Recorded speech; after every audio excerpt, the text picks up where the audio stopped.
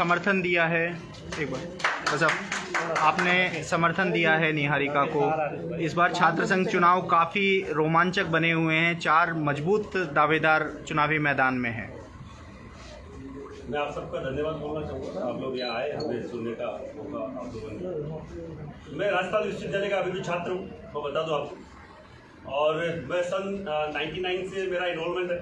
महिपाल सिंह मकड़ा मेरा नाम है, एक करणी सेना नाम की संस्था का मैं राष्ट्रीय अध्यक्ष हूँ। आज मैं यहाँ पे आपके बीच में एक जो जातिवाद का जहर छात्र राजनीति के समय से ही पूरे राजस्थान की राजनीति में घोला जा रहा है, हम लोग केवल उसके खिलाफ होकर खड़े हुए।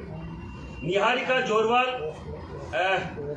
आदिवासी समाज से आती है और क्षत्रिय समाज ने पहला एक अभी आप पूरे देश में, पूरे राजस्थान में हर जगह देख रहे हैं कि कहीं ना कहीं आपस में जातियों को लड़ाने का काम पता ही नहीं किस स्तर पर कौन लोग कर रहे हैं। हम लोग केवल इस जातिवाद के जहर के खिलाफ इस निहारिका जोरवाल को समर्थन करने आए कि क्षत्रिय कभी भी अपने लिए सभी कौमों के लिए लड़ा है, और जातिवाद का जहर अगर आप लोग इस छात्र राजनीति से ही घोल देंगे तो आने वाले दिनों में जो छात्र राजनीति से जो पैदा हुआ जो नेता है वो आगे जाके भी जातिवादी राजनीति करेगा, और जातिवादी राजनीति कहीं भी इस देश के लिए, इस राज्य के लिए सही नहीं। जो अभी आप देख रहे हैं एनएसयूआई हो चाहे कोई भी एबीपी हो, हर जगह जातिवाद के हिसाब से आपको टिकट दिया जा रहा है। निहारिका जोरवाल वहां कैंडिडेट थी और सशक्त कैंडिडेट थी, पर केवल और केवल जाति का कार्ड खेलकर केवल इनका नाम काट दिया गया। सब लोगों ने देखा, पूरा राजस्थान देख रहा था। हम लोग चाहते हैं आपके माध्यम से बोलना, राजपूत करणी सेना युवाओं का सबसे बड़ा संगठन है, और राजस्थान के हर एक विश्वविद्यालय में जो मुझे सुन रहा है कोई विद्यार्थी, जातिवाद से हटकर अब क्या उससे आप छात्र नेता को चुनिए जो आपके लिए, आपके आने वाले भविष्य के लिए आपकी जातियों को आपस में जोड़े, न कि वैमनस्यता फैलाए। मैं केवल निहारिका जोरवाल को, जिन्होंने मीणा और भील माना प्रताप के समय से लड़ते आए क्षत्रिय समाज के साथ और हजारों साल से सर कटाए इन लोगों ने, अब की बार हमारी बारी है ये कर चुकाने का। और इस बहन को कल हमारी बात हुई और बाकायदा इन्होंने हमसे समर्थन मांगा।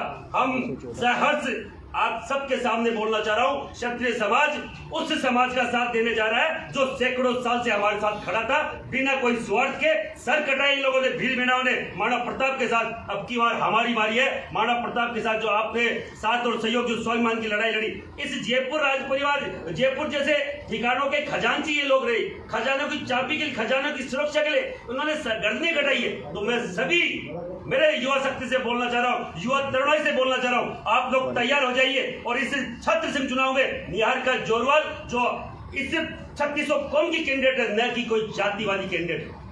मैं बता दूं, हमारा छोटा भाई लोकेंद्र सिंह पहला दिन जो खुद ही इनको कोई भी षड्यंत्र के तहत एलिजिबल व्यक्ति को अनएलिजिबल कर दिया गया, और इस व्यक्ति ने हमारे सबके इस समाज की आंखें खोली कि आप लोगों को भी साथ लगना चाहिए बिना कोई स्वार्थ के। चाहता तो ये भी जब एबीपी से थे, एबीपी को सपोर्ट कर सकते थे, पर इनको मालूम है कि वहां भी कहीं ना कहीं जातिवादी व्यवस्था हावी है। हर बार कहीं ना कहीं दरी बिछाने का काम हमारे समाज के दूसरे समाज के लोग करते हैं, और कहीं ना कहीं ऊपर से पैराशूटर ये लोग उतार देते हैं, चाहे एबीपी हो चाहे एनएसयूआई हो। मैं आपको बोलना चाह रहा हूँ, इस छात्र संघ चुनाव में जो जातिवाद का जहर है, हम उसके खिलाफ लामबद्ध हुए हैं, और ये एक नया मैसेज है पूरे राजस्थान को।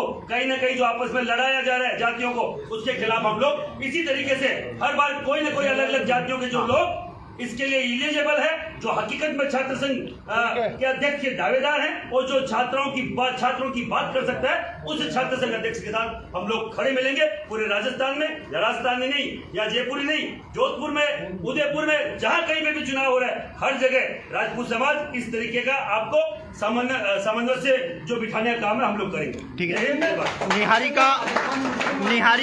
निहारिका आपसे अब जानना चाहेंगे, क्योंकि इस बार संघर्ष कड़ा है, एनएसयूआई से बागी हुए हैं, लोकेंद्र ने आपको समर्थन दिया है, आपसे अब जानना चाहेंगे कि क्या किस रूप में इस छात्र संघ चुनाव को देख रहे हैं? देखिए, छात्र संघ चुनाव को मैं उसी तरीके से देखते आ रही हूँ, छात्रों के हित के लिए हो, छात्रों के छात्र शक्ति के लिए हो। और रही बात इसकी, छात्र संघ चुनाव को मैं तो मुझे छात्रों के हित में मेरा जरूर अब ये थोड़ा जरूर आइडियोलॉजी बदल गई है, थोड़ा स्टूडेंट पॉलिटिक्स को लेके। तो पर लोकेंद्र भैया हो गए, सबने मेरा साथ दिया हो कि एक चीज़ ये दिखाई कि नहीं, कास्टिज्म मैटर नहीं करता है, अपन एक स्टार्टिंग की नींव पॉलिटिक्स में है। तो अगर नींव पॉलिटिक्स में हम सब समाज को लेके चले, ये आइडियोलॉजी हटा है, कास्टिज्म फैक्टर या फिर डिस्क्रिमिनेशन या कुछ, तो मुझे ज़रूर पता है कि आगे चल के अच्छे लीडर्स निकल के आएंगे। निहारिका जी, मैं आप तक से बोल रहा हूँ। मेरा एक सवाल, एक वीडियो जारी हुआ, ठीक है, वायरल हो रहा है, जिसमें आप प्रताप भानु हैं और आप भी हैं, उसके बारे में कुछ बताएंगे आप? भैया छोटा भाई का रिक्वेस्ट करी थी उससे। एक्चुअल में क्या 2019 से मैं तैयारी कर रही हूँ NSY पैनल के नीचे।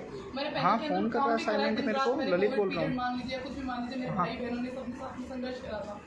तैयारी पूरी थी, किसी कारणवश जो भी कारण 7 बजे वाला है ना, मेरा टिकट कट गया। मैं निर्दलीय तैयारी करी, फिर जाने किस परिस्थिति में भानु प्रताप को क्या हुआ मुझे नहीं पता।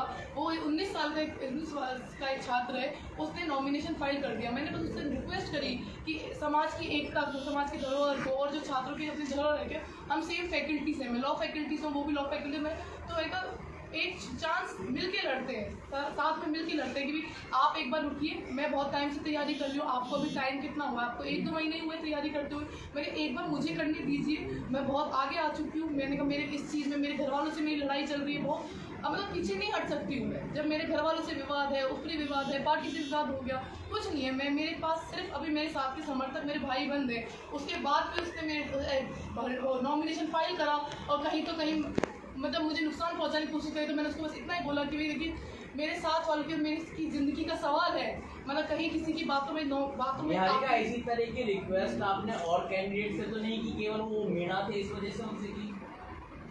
मीना नहीं थे, बात रिक्वेस्ट इसलिए करी थी क्योंकि वो मेरा छोटा भाई है, मैं उसको बहुत सालों से जानती हूँ, मतलब उम्मीद नहीं थी। देखो एक होता है आपको जिससे उम्मीद नहीं होती है ना, उम्मीद होती है, आप उसी से रिक्वेस्ट करते हो। जिससे उम्मीद नहीं है उससे क्या फर्क पड़ता है? भाई है वो मेरा अभी भी भाई है वो। निहारिका एक मिनट निहारिका, क्या मंत्री पुत्री होने का कहीं ना कहीं दबाव महसूस करती हैं? जी बहुत ज़्यादा। सही बताऊँ तो लोग भाग्य बोलते थे, पर मुझे तो लगता है कि अब तो लग रहा है ये दुर्भाग्य था कि मैं मंत्री की बेटी हूँ, ठीक है, क्योंकि लोग बात क्या है, चाहे मीडिया हो या कोई भी मान लीजिए, लोग बात आप नज़रिया ही आपको मंत्री की बेटी से देखते हैं। बुरा मानने की बात है, क्योंकि मैं जो मेहनत कर रही हूँ, मैं संघर्ष कर रही हूँ, मैं मेरे दम पे कर रही हूँ, मैं निहारिका जोरवाल के नाम पे कर रही हूँ। मैं किसी मंत्री की बेटी या किसी प्रत्याशी, किसी पॉलिटिशियंस की बेटी के तौर पर नहीं कर रही, तो मुझे लगता है गलत है। और फिर जब मैं छात्र राजनीति कर रही हूँ, मैं मेरे संघर्ष पे कर रही हूँ, मैं ना दिखावा करती हूँ, मैं बहुत ग्रामीण प्रवेश से हूँ, मैं बहुत सिंपल लड़की हूँ, मेरे परिवार पॉलिटिक्स में मेरी गलती नहीं, मुझे लोग नुकसान जो ऊपरी तरीके से भी आ रहा है, कम से कम मैं पॉलिटिकल बैकग्राउंड से नहीं होती तो मेरे पे कोई दबाव नहीं आता, चाहे पैनल से लड़ती है, निर्दलीय लड़ती है। कांग्रेस में कहाँ से दबाव आ रहा है? क्या मुख्यमंत्री स्तर पर, प्रदेश अध्यक्ष पर, कौन लोग आपको हरा रहे हैं? मतलब अगर आप नाम बताना चाहें तो। देखिए नाम बताना तो मैं उचित नहीं समझती हूँ, पर ये कि हाँ ऊपरी दबाव जरूर आ रहा है कि वो चाह रहे हैं कि मैं बैठ जाऊँ। पर देखिए आपसे किसने बात की? आप नाम तो बताएं आप। NSY के सीनियर लीडर्स थे, उनने बोला, और कांग्रेस में भी सीनियर लीडर्स थे जिनने डायरेक्ट इनडायरेक्ट वे में दबाव बनाने की कोशिश करी। कहीं तो पहले सेटल करा कि भाई निर्दलीय लड़ रही है, इसको बैठाओ। मेरे पिताजी पे दबाव बनाया, और फिर नहीं है तो बोलते कि आप जनरल सेक्रेटरी का टिकट ले लीजिए। आप ये बताइए, जब उस टाइम मैं बहुमत से, मैं एकदम कॉन्फिडेंस से, मैंने इतनी मेहनत के साथ ID कार्ड की मीटिंग लीजिए, कुछ भी मान लीजिए, उसमें मैंने अपना प्रदर्शन हमेशा शानदार रखा। आप चाहे मेरा रिकॉर्ड देख लीजिए, पास्ट रिकॉर्ड देख लीजिए, मैं फैक्ट की बेस पे बात करती हूँ। आपने मेरा टिकट काट दिया, फिर वो तो जब आपको मैं निर्दलीय उतरी, फिर आपको जब दिख रहा है कि भाई यहाँ पे कोई मौका नहीं है, कोई चांस नहीं है, तब आप मेरे पिताजी पे, मेरे माँ बाप पे, या फिर ऐसे साथ पड़ोसियों पे आप दबाव बनवा रही है। क्या बात होती है? जब आपको इतनी काबिलियत मेरी उस टाइम दिख रही थी, आप टिकट देते मुझे, उस टाइम आपने टिकट क्यों काटा? और जब टिकट काटा तो फिर आप दबाव मत दो मुझ पर।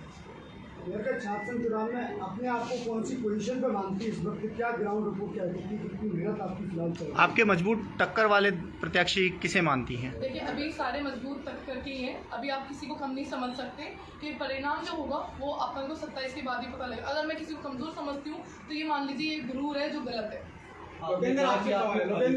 हाँ लोकेंद्र, एक मिनट।